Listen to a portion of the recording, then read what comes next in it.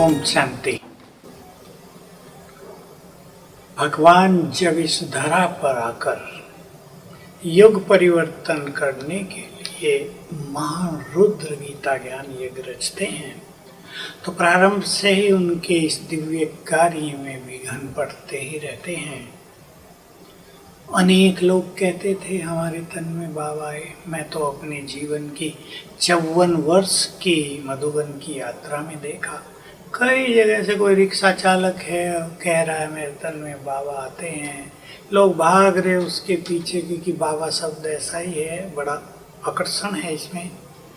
तो 4 मास में हवा निकल जाती है, लोग पछताते हैं। कितने केस देखे, 5-7 जगह तो अब भी चल रहा है, मेरे तन में बाबा आते हैं। सेंटर ही उजड़ गए क्योंकि बाबा नहीं आते। बाबा कोई ऐसी सस्ती चीज़ नहीं है कि कहीं भी और किसी के तन में भी आता रहे।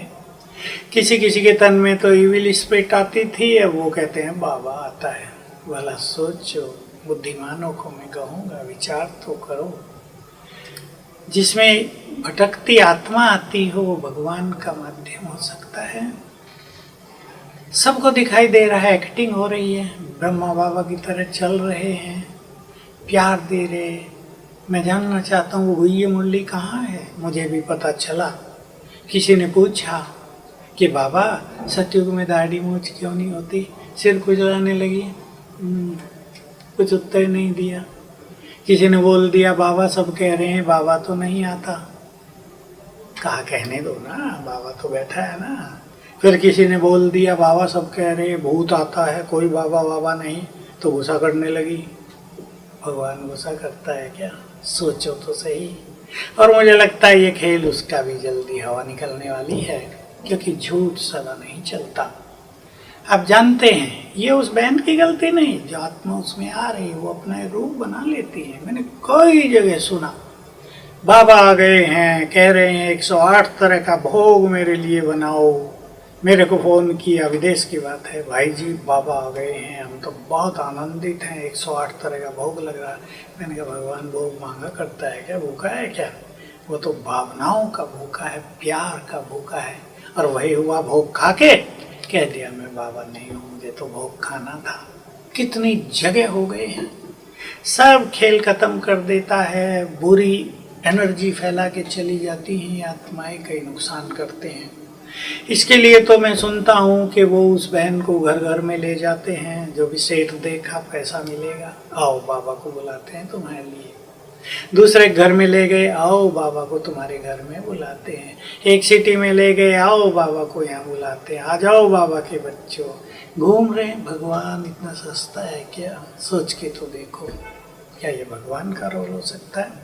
जिसने भगवान को पहचाना होगा वो तो इन सूक्ष्मताओं को समझ सकते हैं। कोई गए कहते मैं अपने बाप को नहीं पहचानता क्या?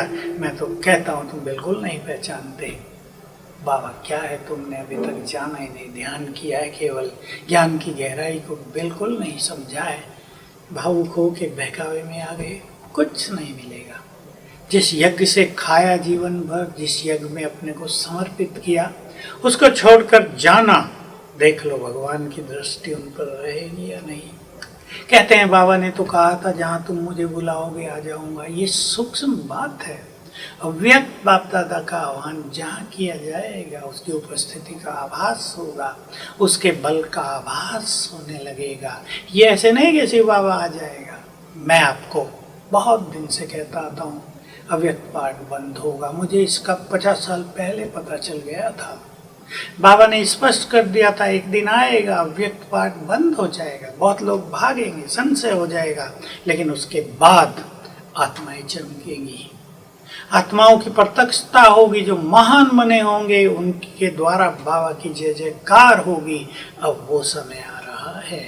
तो बाबा तो ऊपर से अपना पाठ प्ले कर रहे हैं, उसको अब नीचे आने की जरूरत नहीं है। अब तो साक्षात्कार के द्वारा उसका रहा हुआ कार्य संपन्न होने जा रहा है। इसलिए जो बुद्धिमान बाबा के बच्चे हैं इस तरह के बहकावे में भटकावे में ना आए। मुझे भी लोग कहा करते हैं जाके देखा हो एक बार, नहीं विश्वास होता।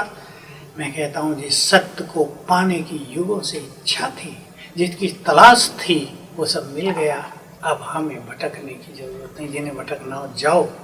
नुकसान ये होगा कि शिव बाबा की नज़र, उनकी कृपा दृष्टि, उनकी मदद उनसे हट जाएगी और इसका नुकसान उनको ही होगा। पश्चाताप का मार्ग है। अभी तो हमारी बात को लोग सोचेंगे, वो कहेंगे पश्चाताप तुम करोगे, तुम बाबा से नहीं मिले। हम तो हजारों बार उनसे मिल चुके हैं। आत्मा पूरी तरह तृप्त है और जो योग में उनसे मिलेंगे उनको इस तरह कहीं भटकने की जरूरत भी नहीं पड़ेगी। तो सभी भाई बहनों को मैं कहना चाहता हूँ, शिव बाबा को जानना बहुत सूक्ष्म चीज है और उसने तो ये भी कह दिया, जब तुम मुझे परफेक्टली जान जाओगे तुम भी परफेक्ट बन जाओगे। जो भटक रहे हैं वो केवल भावनावश, वो उनके उन चीज़ों को नहीं समझ सकते। मैंने कई आत्माओं को देखा जो दूसरों में प्रवेश करती हैं, वो कोई रूप बदल सकती हैं। वो कभी किसी के शब्दों में बोल सकती हैं, कभी किसी के शब्दों में बोल सकती हैं, भाषाएं भी कई बोल लेती हैं, रूप कई बदले हुए दिखाई देते हैं। कहते हैं वाह कौन आ गया, जादूगर है, कौन देवी आ गई, इतनी शक्तिशाली है। लेकिन जल्दी ही भ्रम टूट जाता है। इसलिए जिस मार्ग की तलाश थी वो मिल गया, जिस भगवान से मिलना था उससे मिल लिए, उसको जी भर के देख लिया। अब कहीं सोने की बरसात भी हो रही हो, उस ओर जाना नहीं चाहिए। यही विवेकशीलता होगी, यही उस पर और उसके ज्ञान पर संपूर्ण निश्चय कहलाएगा। मुझे पूर्ण विश्वास है समझदार बुद्धिमान बाबा के बच्चे इन भटकनों से स्वयं को मुक्त रखेंगे। ओम शांति।